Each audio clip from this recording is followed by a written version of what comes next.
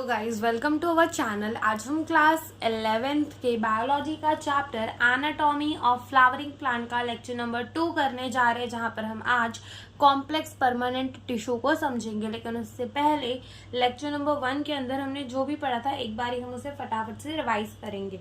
तो उसके अंदर हमने पढ़ा था anatomy of the flowering plant. तो हमने कहा था कि एनाटॉमी का मतलब होता है study of the internal structure as well as हम उसके मॉडिफिकेशंस को भी देखेंगे। इंटरनल स्ट्रक्चर भी लिख लो और इंटरनल सेल्स लिख लो कि सेल्स की अरेंजमेंट कैसी है, ठीक है। उसी को हम क्या कह देते हैं, एनाटॉमी कह देते हैं। फिर फ्लावरिंग प्लांट यानी कि क्या होते हैं हमारे एंजियोस्पर्म। अब यहाँ पर जब हम एनाटॉमी को पढ़ते हैं तो हमें कुछ डिफरेंसेस एज वेल एज हमें कुछ सिमिलरिटीज देखने को मिलती है, ठीक है।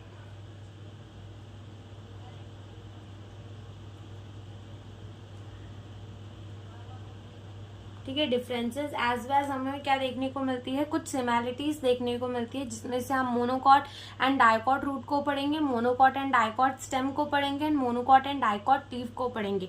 टिश्यू को फिर हमने कहा था कि टिश्यू क्या होता है, टिश्यू एक ग्रुप ऑफ दी सेल होता है जो फंक्शन में कॉमन होता है, ओरिजिन में कॉमन होता है, लेकिन उसका स्ट्रक्चर मे और मे नॉट बी सेम। वो सेम हो भी सकता है, नहीं भी हो सकता।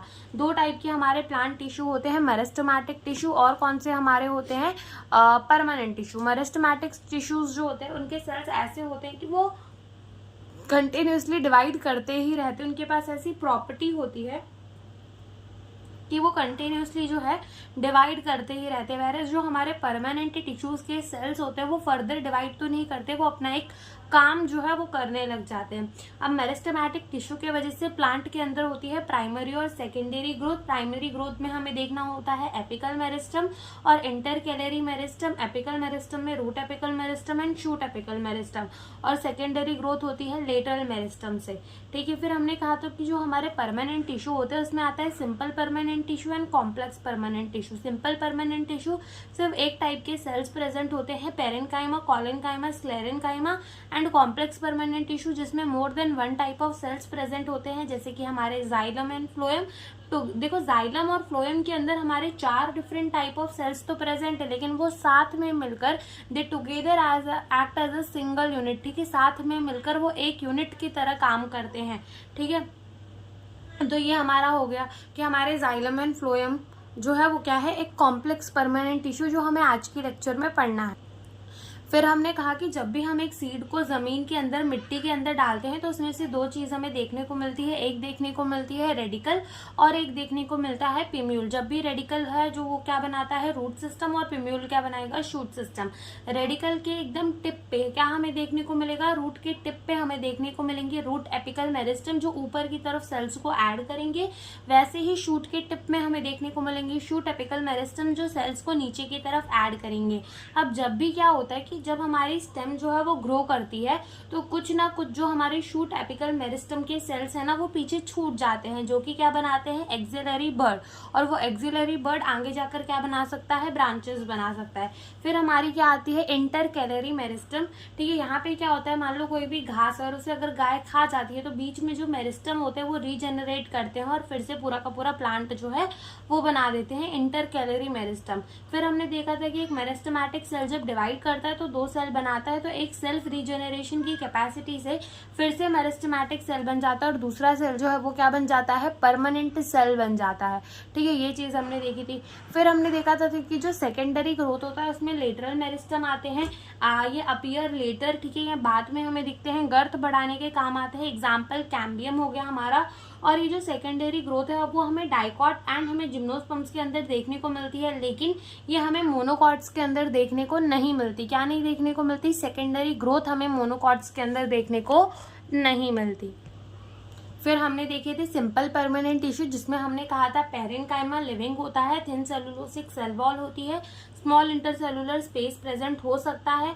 Major part of the plant body parenchyma बनाता है। शेप जो है इनका अलग अलग हो सकता है। फंक्शन इसका synthesis of the food, storage and secretion होता है। देन हमने देखा था कोलेनकाइमा। कोलेनकाइमा भी कैसा होता था, लिविंग सेल होता था।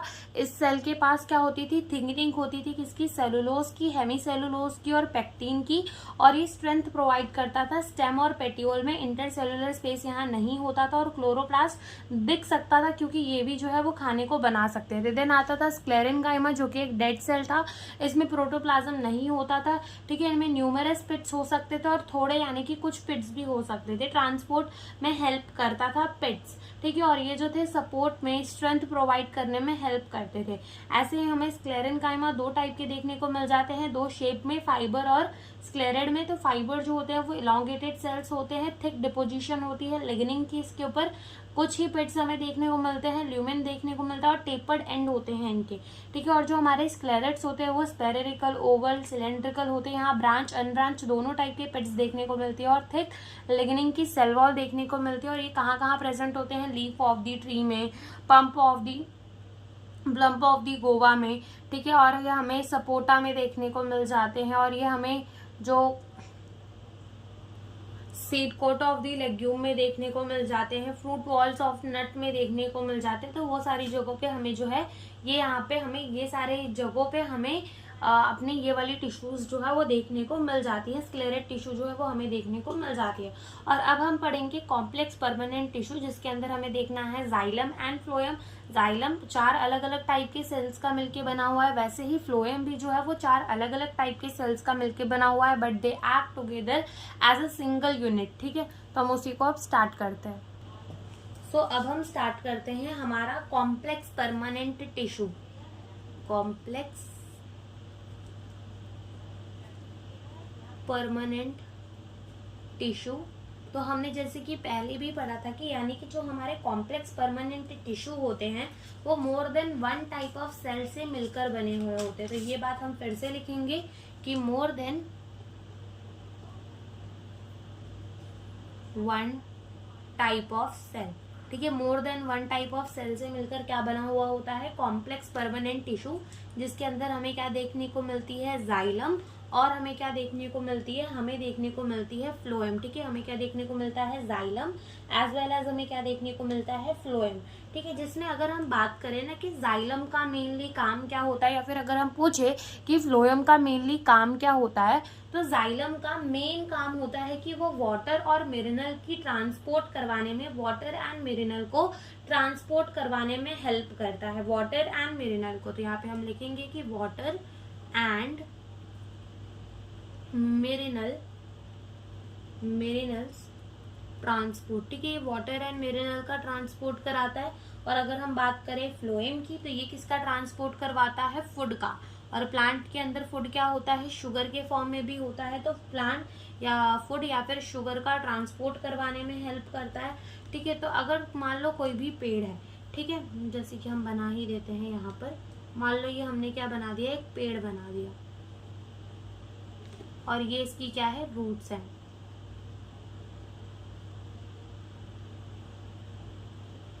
ठीक है। ये क्या बना दिया हमने, रूट्स, और ये मान लो यहाँ पर क्या है, ग्राउंड है।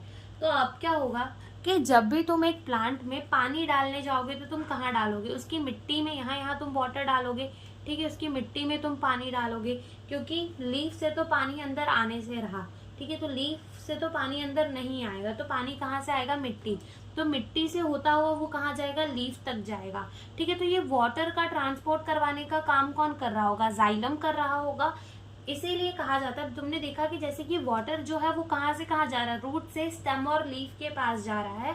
इसीलिए कह दिया जाता है कि जो जाइलम है ना, उसका फ्लो कैसा होता है, यूनि डायरेक्शनल फ्लो होता है, यानी कि वो वाटर को सिर्फ रूट से कहाँ ट्रांसपोर्ट करता है, रूट से ट्रांसपोर्ट करता है लीव्स और स्टेम के पास, ठीक है। रूट से कहाँ ट्रांसपोर्ट करता है, लीफ और स्टेम के पास। कभी भी लीफ से पानी जो है लीफ से रूट तक नहीं आता, हमेशा रूट से स्टेम तक ही जाता है। तो यहाँ पर लिखेंगे इसका जो ट्रांसपोर्ट इज यूनिडायरेक्शनल, ट्रांसपोर्ट कैसा है, यूनिडायरेक्शनल है, ठीक है। यूनिडायरेक्शनल ट्रांसपोर्ट कैसा है, यूनिडायरेक्शनल, बिकॉज वाटर का ट्रांसपोर्ट जो है, water is transported from root to stem अथवा लीफ, ठीक है, रूट से स्टेम और लीफ के पास जाता है, इसलिए हम क्या कह देते हैं कि यहाँ पर वाटर का जो ट्रांसपोर्ट है वो कैसा होता है, यूनिडायरेक्शनल होता है। अब मान लो कि पत्तों के पास, पत्तों ने अपने अंदर क्या बना लिया, फोटोसिंथेसिस करके खाना बना लिया, यानी कि यहाँ पर फूड बन गया। अब फूड कहाँ से कहाँ जाएगा, फूड यहाँ से कहाँ जाएगा, रूट्स के पास जाएगा। लेकिन अगर हम बोले जो फ्लोएम है वो क्या करता है, फूड का ट्रांसपोर्ट करवाता है, तो क्या हम बोल सकते हैं कि फ्लोएम भी जो है वो यूनिडायरेक्शनल फ्लो करवाता है? नहीं कह सकते। क्यों नहीं कह सकते? क्योंकि देखो लीफ में खाना बन गया एक बार, ठीक है, नॉर्मल तो यही होगा कि जो फूड है वो लीफ से कहाँ जाएगा, रूट्स के पास जाएगा। लीफ में फूड बना और वो कहाँ चला जाएगा, रूट्स के पास। लेकिन हमने ये भी तो पढ़ा है ना कि रूट क्या करते हैं, रूट जो है वो फूड को स्टोर भी तो करते हैं, ठीक है, फूड रूट जो है वो मॉडिफाइड होकर क्या करते हैं, फूड को स्टोर भी तो करते हैं। तो जब भी कोई ऐसा मौसम आ जाता है जैसे कि पतझड़ का मौसम, जब पेड़ में पत्ते नहीं बचते, ठीक है, लेकिन स्टेम को तो खाना चाहिए, तब वो रूट जो मॉडिफाइड होकर फूड स्टोर कर रही थी वो क्या करने लगती है, फूड को कहाँ से कहाँ भेजने लगती है, रूट से स्टेम के पास भेजने लगती है। इसलिए हम कहते हैं कि इसका जो फ्लो होता है वो कैसा होता है, बाय डायरेक्शनल होता है। तो यहाँ पर हम लिखेंगे transport of food is by directional, ठीक है। तो अगर हम नॉर्मली बात करें, कहाँ से कहाँ ट्रांसपोर्ट होगा, लीफ टू रूट, ठीक है। और अगर हम बात करें एक एबनॉर्मल कंडीशन की, ठीक है, एटम में, तो उसमें क्या होगा, store food in root can go up, ठीक है, वो ऊपर की तरफ जा सकता है। ओके, तो ये हमने देखा। फिर हमने कहा कि जो हमारा जाइलम है ना वो 4 चीजों से मिलकर बना हुआ है, और वो 4 चीजें कौन कौन सी है, एक तो है ट्रैकीड वेसल, फिर xylem parenchyma and xylem fibre, जिसमें से ट्रैकीड और वेसल जो होते हैं ना वो मेन ट्रांसपोर्ट का काम जो है, वाटर के ट्रांसपोर्ट का मेन काम कौन करता है, वाटर के ट्रांसपोर्ट का मेन काम करेंगे ट्रैकीड और वेसल, ठीक है। उसमें जाइलम पेरेन्काइमा भी होता है और जाइलम फाइबर भी होता है। वैसे ही जो फ्लोएम है वो sieve tube, companion cell, phloem parenchyma and phloem fibre, इन सब का मिलके बना होता है, जिसमें से मेन ट्रांसपोर्ट का काम कौन करता है, सीव ट्यूब करते हैं। तो ये भी हम लिखते हैं, पार्ट्स लिख रहे थे कि कौन कौन से सेल्स के मिलके बने हुए हैं। तो इसका तो हमारा क्या आ जाएगा, tracheid, vessel, xylem parenchyma and xylem fibre, ठीक है। और यहाँ पर अगर हम बोले तो यहाँ पर क्या हो जाएगा, सीव ट्यूब,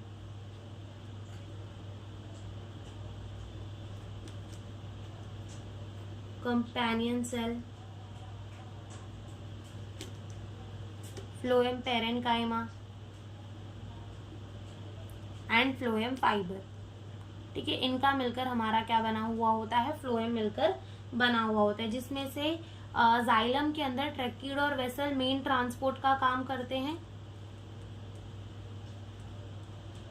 और फ्लोएम के अंदर सीव ट्यूब सेल्स जो होते हैं वो मेन ट्रांसपोर्ट का काम करते हैं, ठीक है। सीव ट्यूब जो होते हैं वो मेन ट्रांसपोर्ट का काम करते हैं, किसके अंदर, इन अपना फ्लोएम, ठीक है। अब क्या होता है कि जो हमारे जिम्नोस्पर्म्स होते हैं, जो हमने पढ़ा था ना, जिम्नोस्पर्म्स जो होते हैं हमारे प्लांट के, ठीक है, तो वो क्या होते हैं, उनके अंदर, उनके जाइलम में, ठीक है, उनके जाइलम में वेसल नहीं देखने को मिलता, ठीक है, उनके जाइलम में वेसल नहीं देखने को मिलता। तो यहाँ पे हम लिख देते हैं कि जिम्नोस्पर्म जाइलम लैक वेसल, ठीक है, इनके पास हमें वेसल नहीं देखने को मिलता। वैसे ही जो हमारे जिम्नोस्पर्म्स होते हैं ना, तो जो हमारे जिम्नोस्पर्म होते हैं उनके अंदर हमें सीव सेल्स और एल्बुमिनस सेल, ठीक है, यानी कि जो हमारे सीव सेल्स है ना, इनकी जगह पर हमें क्या देखने को मिलता है, सीव ट्यूब देखने को मिलती है। और हमें क्या मतलब समझो, देखो जिम्नोस्पर्म्स जो होते हैं, जैसे कि हमने कहा कि हमें फ्लोएम के अंदर क्या देखने को मिलेगा, sieve tube, companion cell, phloem parenchyma and phloem fibre. वैसे ही जो हमारे जिम्नोस्पर्म्स होते हैं उनके अंदर हमें सीव ट्यूब और कंपेनियन सेल्स के अंदर क्या देखने को मिलेंगे, इनकी जगह हमें क्या देखने को मिलेगा, सीव सेल्स देखने को मिलेंगे, ठीक है, क्या देखने को मिलेंगे, सिव सेल्स देखने को मिलेंगे। और फ्लोएम पेरेन्काइमा जैसे मैंने पहले भी बताया, ये हमें मोनोकॉट्स के अंदर नहीं देखने को मिलता, तो ये बात भी हम लिख देते हैं कि phloem parenchyma absent in monocot. ठीक है, ये मोनोकॉट्स के अंदर हमें नहीं देखने को मिलता। और in place of sieve tube and companion cell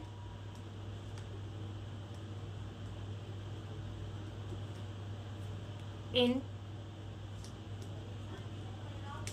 gymnosperm sieve cell and albuminous cells seen। ठीक है, तो ये 3 पॉइंट जो है वो आप लिख लो। ठीक है, तो ये तो हमने पढ़ लिया, क्या ये हमने पढ़ लिया ऊपर से हमने जाइलम एंड फ्लोएम को समझ लिया कि हाँ भाई जाइलम के अंदर हमें ये सेल्स देखने को मिलते हैं, फ्लोएम जो है वो फूड एंड शुगर का ट्रांसपोर्ट करवाता है, बाई डायरेक्शनल करवाता है, और ये सेल्स हमें देखने को मिल जाते हैं। अब हम एकदम डिटेल में समझेंगे कि हमारा ट्रैकीड कैसा दिखता है, वेसल कैसे दिखते हैं, जाइलम पेरेन्काइमा कैसे दिखते हैं, जाइलम फाइबर कैसे दिखते हैं, ये सारी चीजों को अब हम समझेंगे। तो अब हम करेंगे जाइलम। ठीक है, तो जिसमें हमने कहा कि जाइलम के अंदर हमें कितने टाइप के सेल्स देखने को मिलेंगे, 4 टाइप के। कौन कौन से, tracheid, vessel, xylem fibre and xylem parenchyma. ठीक है, तो सबसे पहला हम सेल्स पढ़ेंगे, कौन सा पढ़ेंगे, हम पढ़ेंगे ट्रैकीड। क्या पढ़ेंगे हम, ट्रैकीड। ठीक है, हम क्या पढ़ेंगे, ट्रैकीड को पढ़ेंगे। अब ये जो ट्रैकीड के सेल्स होते हैं ना, ये कैसे होते हैं, डेड होते हैं। इसका मतलब क्या कि इनमें प्रोटोप्लाज्म जो है वो नहीं प्रेजेंट होता, प्रोटोप्लाज्म एब्सेंट होता है। साथ ही साथ इनके ऊपर ना लिग्निन की सेल वॉल प्रेजेंट होती है, लिग्निन वॉल प्रेजेंट। ठीक है, लिग्निन की सेल वॉल प्रेजेंट होती है। और ये कैसे होते हैं, स्क्लेरेनकाइमेटस, यानी कि स्क्लेरेनकाइमा जो हमारा हमने पढ़ा था ना, स्क्लेरेनकाइमा उसी टाइप का एक सेल होता है, उसी का टाइप होता है। ठीक है, स्क्लेरेनकाइमेटस यानी कि स्क्लेरेनकाइमा का होता है। तो तुम अगर देखोगे तो ट्रैकीड वो कुछ ऐसा सा दिखेगा। ठीक है, और यहाँ पर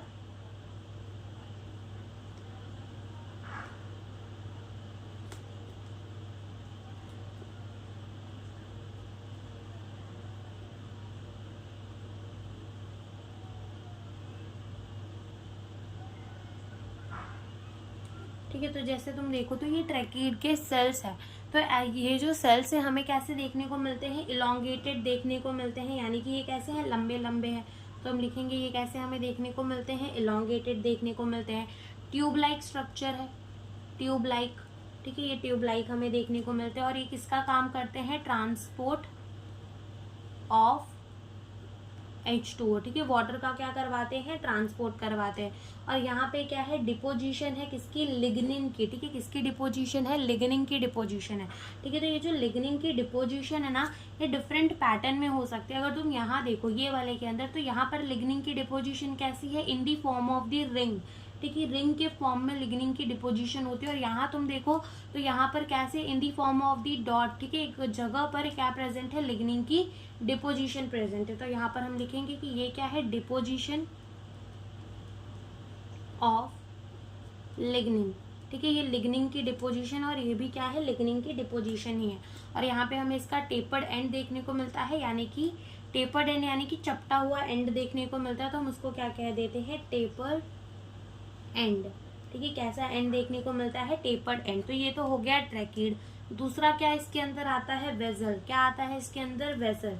ठीक है, अब ये जो वेजल होते हैं ये भी कैसे होते हैं, डेड होते हैं। ठीक है, डेड के साथ साथ इनके अंदर भी क्या होता है, प्रोटोप्लाज्म नहीं प्रेजेंट होता, प्रोटोप्लाज्म एब्सेंट। इनके पास भी क्या होती है, लिग्निन की डिपोजिशन होती है, लिग्निन डिपोजिट।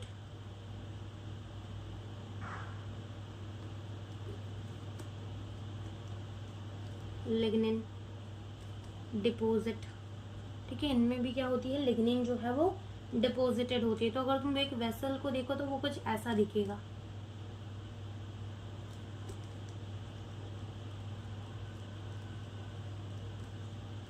ठीक है, तो यहाँ पर ये क्या है, ये वेजल मेंबर है। जो वेजल होता है ना, वो बहुत सारे सेल्स का मिलकर बना हुआ होता है। जो वेसल होता है वो बहुत सारे सेल्स का मिलकर बना हुआ होता है, जिसे हम कहते हैं वेसल मेंबर, जिसे हम क्या कहते हैं, वेसल मेंबर। ठीक है, और ये वेसल मेंबर जुड़ जुड़ कर क्या बनाते हैं, वेसल बनाते हैं। ठीक है, तो ये क्या है, यहाँ पर जैसे ये मान लो ये एक वेसल मेंबर हो गया, ये एक वेसल मेंबर हो गया। ठीक है, तो ये क्या है, वेसल मेंबर, क्या है, वेसल मेंबर है, जिसमें ये जुड़कर बना हुआ है। ठीक है, और यहाँ पर तुम्हें क्या देखने को मिल रही है, परफोरेटेड का मतलब होता है कि यहाँ पर परफोरेशंस देखने को मिल रही है, यानी यहाँ पर हमें क्या देखने को मिल रहा है, छेद देखने को मिल रहा है। तो यहाँ पर क्या प्रेजेंट है, परफोरेशन, क्या प्रेजेंट है, परफोरेशन प्रेजेंट। और ये क्या है, लॉन्ग ट्यूब है, लॉन्ग ट्यूब। ठीक है, ये क्या है, लॉन्ग ट्यूब। ठीक है, ये हमें देखने को मिल रही है लॉन्ग ट्यूब।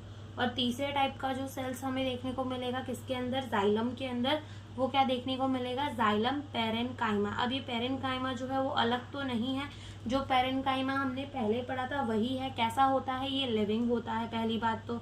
दूसरी बात क्या, इसके पास थिन सेलुलोसिक सेल वॉल होती है, cellulosic cell wall, thin cellulosic cell wall होती है। और ये आइसोडायामेट्रिक होते हैं। आइसोडायामेट्रिक का मतलब ये होता है कि उनकी जो आइसो का मतलब होता है सेम, और डायामेट्रिक यानी कि क्या होता है, डायामीटर, क्या होता है, डायामीटर, यानी जो सबकी डायामीटर होती है ना वो सेम होती है। सारे सेल्स जो होते हैं उनकी डायामीटर जो है वो कैसी होती है, ऐसे ये जो डायामीटर होती है वो क्या होती है, सेम होती है। ठीक है, ऐसे होता है। और ये क्या करते हैं, स्टार्च को स्टोर करने का काम करते हैं, स्टार्च को, फैट को। ठीक है, तो यहाँ पे हम लिख देते हैं स्टोर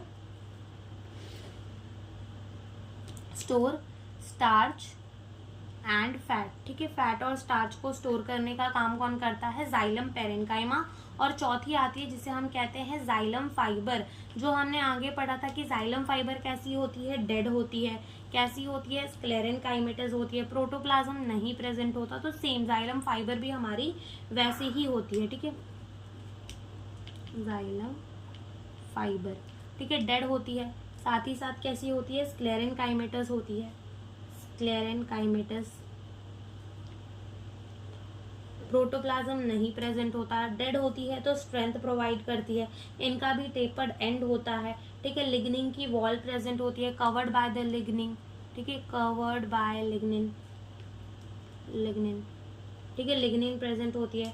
अब यहाँ पर खाली चीज ये है कि हमने देखा था कि जो फाइबर्स है ना उनके अंदर हमने देखे थे पेट्स, हमने उसका देखा था, ल्यूमेन, लिग्निन की वॉल, टेपर्ड एंड, सारी चीजें हमने पहले पढ़ ली थी। लेकिन यहाँ पर इनके जो फाइबर्स है ना, फाइबर कैन बी सेप्टेड, इनके अंदर सेप्टाज, यानी सेप्टाज का मतलब ऐसा मान लो दीवार, और एसेप्टेड, एसेप्टेड का मतलब होता है सेप्टा एब्सेंट, यानी कि यहाँ पर वॉल प्रेजेंट भी हो सकती है। ठीक है, और एसेप्टेड, ए का मतलब होता है एब्सेंट, यानी कि सेप्टा का मतलब होता है वॉल प्रेजेंट ना हो। जैसे कि मान लो ये हमने एक बनाया फाइबर, ओके, ये मान लो हमने एक फाइबर बनाया और ये हमने ना दूसरा फाइबर बना दिया, दूसरा फाइबर, तो एक को हम बना देते हैं सेप्टेड। सेप्टेड का मतलब क्या होता है कि इसके अंदर सेप्टा प्रेजेंट है, और ये कैसा हो गया, एसेप्टेड, यानी कि इसके अंदर सेप्टाज जो है वो नहीं प्रेजेंट है। ठीक है, तो ऐसा हमारा जो है वो क्या देखने को मिलता है, हमें जाइलम फाइबर देखने को मिलता है। ठीक है, क्या देखने को मिलता है, जाइलम फाइबर। तो ये हमारे जाइलम के अंदर 4 डिफरेंट टाइप ऑफ सेल्स हमें देखने को मिलते हैं, tracheid, vessel, xylem parenchyma and xylem fibre देखने को मिलते हैं। अब हमारे ना फाइलम भी जो है वो जो हमारे जाइलम होते हैं उनके अंदर हमें 4 टाइप के सेल्स देखने को मिलते हैं, tracheid, vessel, xylem parenchyma and xylem fibre. ठीक है, इसमें से भी जो हमारे जाइलम होते हैं ना वो 2 टाइप के होते हैं, प्राइमरी जाइलम और सेकेंडरी जाइलम। ठीक है, तो अब इसके बारे में हम समझते हैं कि प्राइमरी जाइलम क्या होता है, सेकेंडरी जाइलम क्या होता है। ठीक है, तो वो चीज अब हम समझते हैं। तो अब हमने बोला कि हमें 2 टाइप के जाइलम देखने को मिलेंगे, प्राइमरी एंड सेकेंडरी जाइलम। ठीक है, जिसमें से जो हमारा प्राइमरी जाइलम है, नाम ही इसका प्राइमरी है, यानी कि ये सबसे पहले आ जाता है, कम फर्स्ट। ठीक है, और सेकेंडरी जाइलम अपीयर लेटर। ठीक है, ये बाद में आता है, पहले कौन आ जाता है, पहले आ जाता है हमारा प्राइमरी जाइलम, फिर कौन आता है, फिर आता है सेकेंडरी जाइलम। ठीक है, प्राइमरी जाइलम है ना, तो प्राइमरी जाइलम, ठीक है, प्राइमरी जाइलम जो पहले आया तो हम इसको क्या कह देते हैं, इसको हम कह देते हैं प्रोटोजाइलम। क्या कह देते हैं, प्रोटोजाइलम। क्या कह देते हैं, प्रोटोजाइलम। ठीक है, प्रोटोजाइलम। और जो हमारा सेकेंडरी जाइलम है उसको क्या कह देते हैं, मेटाजाइलम। क्या कह देते हैं, मेटाजाइलम। तो हमने कहा कि हमारे जो जाइलम है वो दो टाइप के, primary and secondary xylem. Primary xylem जो है वो कब आएगा, पहले आएगा, एंड सेकेंडरी जाइलम कब आएगा, बाद में आएगा। जो प्राइमरी जाइलम है उसे हम क्या कह देंगे, प्रोटोजाइलम। या प्रोटो का मतलब होता है प्राइमरी, प्राइमरी का मतलब वो पहले आया है, ठीक है। और सेकेंडरी जाइलम यानी कि मेटाजाइलम हमारा। अब क्या होता है कि अगर प्रोटोजाइलम जो है वो अंदर की तरफ प्रेजेंट होता है, जैसे मान लो ये हमारा क्या है, पूरा का पूरा एक जाइलम है, ठीक है, ये पूरा का पूरा हमारा क्या है, एक जाइलम है, ठीक है। तो अगर इसमें क्या होगा कि जो हमारा प्रोटोजाइलम है वो अंदर की तरफ प्रेजेंट होगा और मेटाजाइलम जो बाद में बना हुआ जाइलम है वो बाहर की तरफ होगा, तो इस कंडीशन को हम कहते हैं एंडार्च, ठीक है। तो एंडार्च और एक्सार्च हमें पढ़ना है। जैसे मान लो ये प्रोटोजाइलम अंदर की तरफ है और मेटाजाइलम बाहर की तरफ है, तो प्रोटोजाइलम जो है वो कहाँ है, अंदर की तरफ, ठीक है। प्रोटोजाइलम कहाँ है, अंदर की तरफ, यानी कि प्रोटोजाइलम एंडो।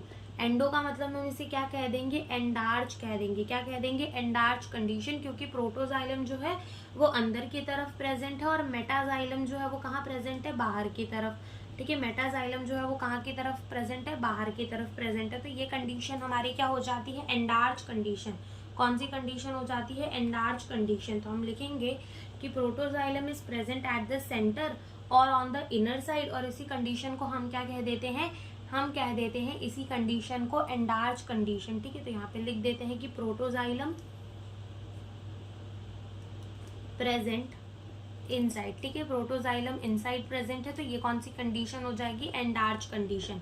और एंडार्च कंडीशन हमें कहाँ देखने को मिलेगी, एंडार्च कंडीशन हमें देखने को मिलेगी स्टेम्स के अंदर, ठीक है। इसका एग्जाम्पल क्या हो जाएगा, स्टेम। स्टेम के अंदर हमें क्या देखने को मिलेगी, स्टेम के अंदर हमें देखने को मिलेगी कौन सी वाली कंडीशन, एंडार्च कंडीशन। स्टेम के अंदर हमें कौन सी कंडीशन देखने को मिलेगी, एंडार्च कंडीशन देखने को मिलेगी, ठीक है। दूसरा, अगर प्रोटोजाइलम जो है वो बाहर की तरफ प्रेजेंट हो और मेटाजाइलम अंदर की तरफ प्रेजेंट हो, तो लिख दो यहाँ पर कि प्रोटोजाइलम जो है, प्रोटोजाइलम, ठीक है। तो प्रोटोजाइलम कहाँ प्रेजेंट है, प्रोटोजाइलम प्रेजेंट, ठीक है, आउटसाइड, ठीक है। प्रोटोजाइलम अगर बाहर की तरफ प्रेजेंट होगा, जैसे मान लो ये पूरा का पूरा हमारा जाइलम हो गया, यहाँ पर प्रेजेंट है अंदर की तरफ मेटाजाइलम, बाहर की तरफ क्या प्रेजेंट है, प्रोटोजाइलम।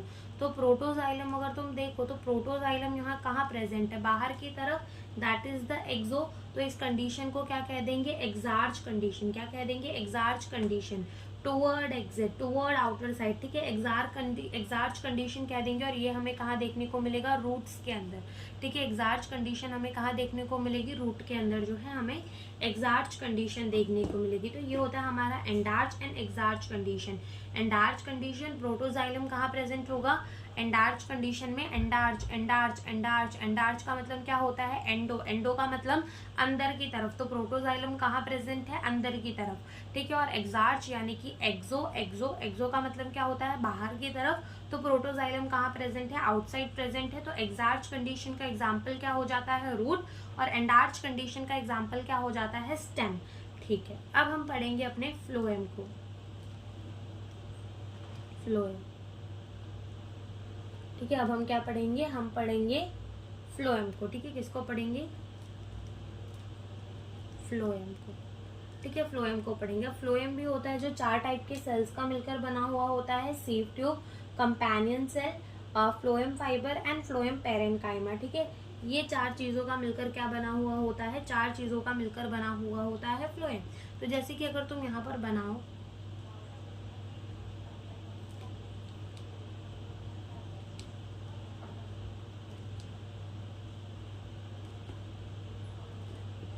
ठीक है,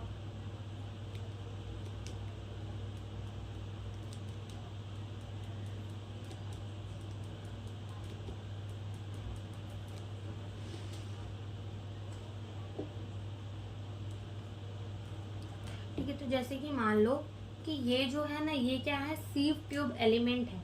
ये जो हमने बनाए ये क्या है, सीव ट्यूब एलिमेंट है। मतलब अगर तुम एक इसको देखो, ठीक है, यहाँ से यहाँ तक, तो ये क्या है, ये है सीव ट्यूब एलिमेंट, ठीक है। अब यहाँ पर बहुत सारे एलिमेंट जो है वो कनेक्ट होते हैं, to make a sieve tube. ये तुमने जो देखा यहाँ से यहाँ तक, ये क्या था, सीव ट्यूब एलिमेंट था। अब बहुत सारे सीव ट्यूब एलिमेंट्स कंबाइन होंगे, कनेक्ट होंगे और एक क्या बना देंगे, सीव ट्यूब। क्या बना देंगे, एक सीव ट्यूब। तो यहाँ पर हम लिखते हैं कि मैनी एलिमेंट, ठीक है, बहुत सारे एलिमेंट जो होते हैं कंबाइन, या फिर ऐसा लिख लो connect to form sieve tube. ठीक है, बहुत सारे जो है वो कनेक्ट होते हैं और क्या बनाते हैं, सीव ट्यूब बनाते हैं। ठीक है, बहुत सारे जो हमारे सीव ट्यूब एलिमेंट है वो कंबाइन होते हैं और क्या बनाते हैं, सीव ट्यूब बनाते हैं। अब ये जो सेल्स होते हैं हमारे लिविंग तो होते हैं, ठीक है, लिविंग तो होते हैं, लेकिन इनके पास न्यूक्लियस नहीं होता। तो हम लिखेंगे कि ये जो होते हैं हमारे कैसे होते हैं, लिविंग होते हैं, लिविंग होते हैं बट नो न्यूक्लियस। इनके अंदर हमें न्यूक्लियस नहीं देखने को मिलता। ठीक है, लिविंग होते हैं लेकिन यहाँ पर हमें क्या नहीं देखने को मिलेगा, न्यूक्लियस नहीं देखने को मिलेगा। और साथ ही इसे हम क्या कहते हैं, इसे हम कहते हैं सीव प्लेट, जिसके अंदर हमें क्या देखने को मिलती है, परफोरेशन। ठीक है, इसके अंदर हमें क्या देखने को मिलती है, परफोरेशंस देखने को मिलती है। अब क्या होता है कि ये तो हमारे हो गए सीव ट्यूब के एलिमेंट, बहुत सारे एलिमेंट कंबाइन हुए, उन्होंने क्या बनाई, सीव ट्यूब बनाई। सीव ट्यूब लिविंग तो है लेकिन उसके पास न्यूक्लियस नहीं है, और जो सीव प्लेट है उस पर क्या है, परफोरेशन है। अब यहीं पर बाजू के साइड जो है वो क्या प्रेजेंट होते हैं, कंपेनियन सेल्स। क्या प्रेजेंट होते हैं, कंपेनियन सेल्स प्रेजेंट होते हैं। ठीक है, तो यहाँ पर ये जो प्रेजेंट है ये क्या है, कंपेनियन सेल। ठीक है, क्या प्रेजेंट है, कंपेनियन सेल। अब ये जो कंपेनियन सेल होता है ये भी कैसा होता है, लिविंग होता है। ठीक है, पहली बात तो ये क्या होता है, लिविंग होता है। और ये मॉडिफाइड पेरेनकाइमेटस सेल है। ठीक है, ये पेरेनकाइमा का ही सेल था जो मॉडिफाइड हो गया है। तो हम इसको क्या लिख देते हैं कि ये क्या है, मॉडिफाइड पेरेनकाइमा। ठीक है, ये मॉडिफाइड पेरेनकाइमा है। अब ये कंपेनियन सेल जो है वो काम क्या करता है, सबसे पहला काम तो ये करता है कि ये कमांड देता है।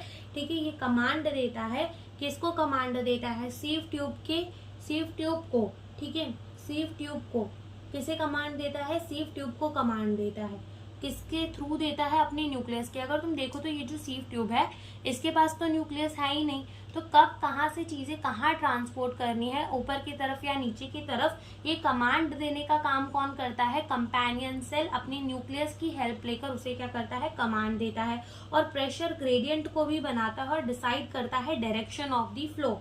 ठीक है, तो हमें सबसे पहले क्या लिखेंगे कि ये क्या करता है, give command to sieve tube through its nucleus. ठीक है, अपने न्यूक्लियस के थ्रू जो है वो कमांड देता है। ठीक है, न्यूक्लियस के थ्रू कमांड देता है। और दूसरी चीज क्या करता है, एडजस्ट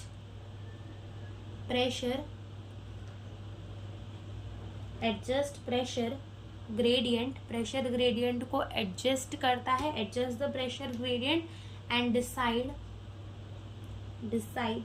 द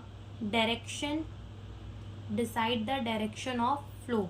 ठीक है, डायरेक्शन ऑफ द फ्लो को डिसाइड करता है। ठीक है, decide the direction of the flow.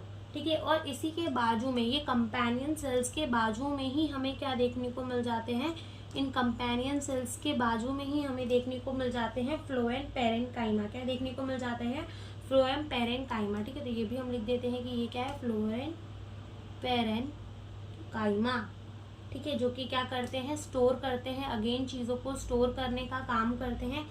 जैसे कि रेजिन हो गया, ठीक है, ये रेजिन को स्टोर करते हैं, लेटेक्स हो गया, उन्हें स्टोर करते हैं। तो ये सारी चीज़ों को स्टोर करने का काम कौन करता है, फ्लोएम का पेरेनकाइमा करता है। और ऐसे ही फ्लोएम का जो फाइबर है वो भी सपोर्ट प्रोवाइड करने में, स्ट्रेंथ प्रोवाइड करने में हेल्प करता है, किसको, फ्लोएम को। ठीक है, तो ये बात हो गई।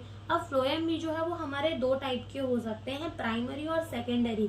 तो अगर प्राइमरी फ्लोएम होता है तो उसमें सीव ट्यूब जो होता है वो नैरो यानी कि पतला होता है, और अगर वही सेकेंडरी हो जाए तो सीव ट्यूब जो है वो ब्रॉड हो जाता है। तो ये बात भी हम लिख देते हैं, phloem can be of two type. ठीक है, ये दो टाइप के हमें देखने को मिल सकते हैं, दैट इज प्राइमरी एंड अपना कौन सा हो जाता है, सेकेंडरी। जिसमें से प्राइमरी में क्या होता है, नैरो सीव ट्यूब, और सेकेंडरी में क्या होता है, ब्रॉड सीव ट्यूब। ठीक है, ब्रॉड में क्या हो जाता है, सेकेंडरी में ब्रॉड सीव ट्यूब हो जाता है। ठीक है, तो यहाँ पर हमारा जो जाइलम है और हमारा जो फ्लोएम है, यानी कि हमारा जो कॉम्प्लेक्स परमानेंट टिश्यू है वो होता है कंप्लीट। अब नेक्स्ट लेक्चर में, जहाँ पे हमारी नई एनसीईआरटी से स्टार्ट किया है द टिश्यू सिस्टम, ठीक है, हमारी नई एनसीईआरटी के अंदर द टिश्यू सिस्टम से स्टार्ट किया है, तो नेक्स्ट लेक्चर में हम भी अब द टिश्यू सिस्टम से स्टार्ट करेंगे। सो अभी के लिए इतना ही। Thank you for watching the video.